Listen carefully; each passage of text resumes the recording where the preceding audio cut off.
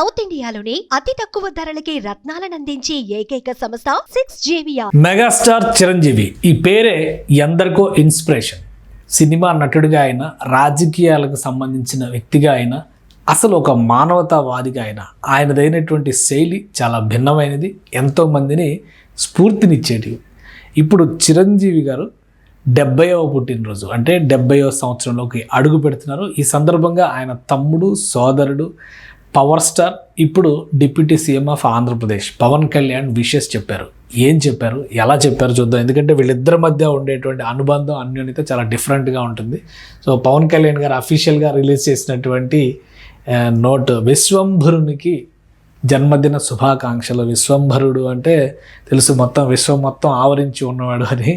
విశ్వంభర అని ఒక కావ్యాన్ని రాశారు డాక్టర్ సి నారాయణ రెడ్డి గారు. జ్ఞానపీఠ అవార్డు కూడా వచ్చింది దానికి. సో పవన్ కళ్యాణ్ గారు సంబోధించేటప్పుడు విశ్వంభరునికి జన్మదిన శుభాకాంక్షలు అని చెప్పని రాశారు.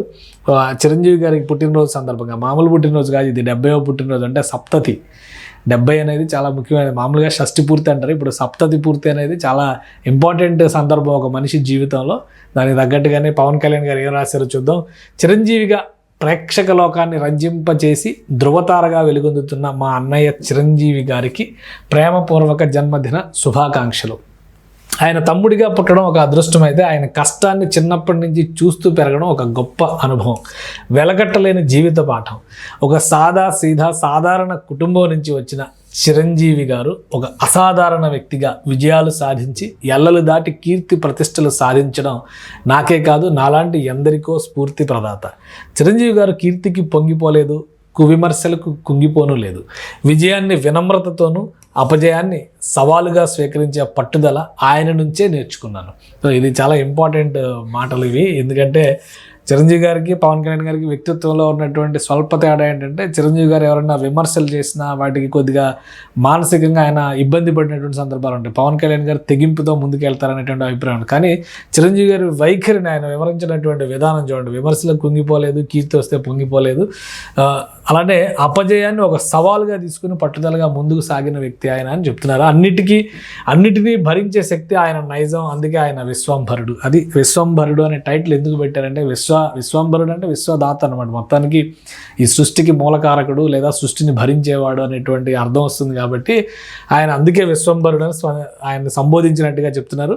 ఇక చివరి వాక్యం, పితృ సమానుడైన అన్నయ్యకు, మాతృ సమానురాలైన వదినకు ఆ భగవంతుడు సంపూర్ణ ఆయుష్తో కూడిన ఆరోగ్య సంపద ప్రసాదించాలని మనసారా కోరుకుంటున్నాను. పవన్ కళ్యాణ్ బాగా రాశారు. లెటర్ అయితే చాలా బాగా రాశారు. చాలా సింపుల్గా, చిన్నగా ఆయన చెప్పాలనుకున్నటువంటి మెసేజ్, ఆయన ఇన్స్పిరేషను, ఆయన లైఫ్ లైను మొత్తం అంతా కూడా ఒక చిన్న పారాగ్రాఫ్లో పెట్టేశారు.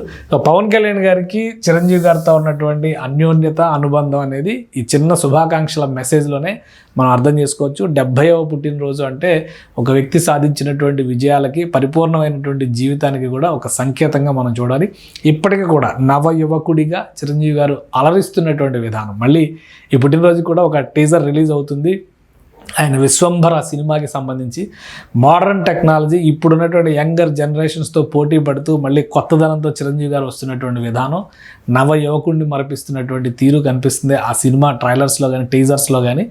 పవన్ కళ్యాణ్ గారు చేసినటువంటి విష్లో కూడా ఫ్రెష్నెస్ కనిపిస్తుంది.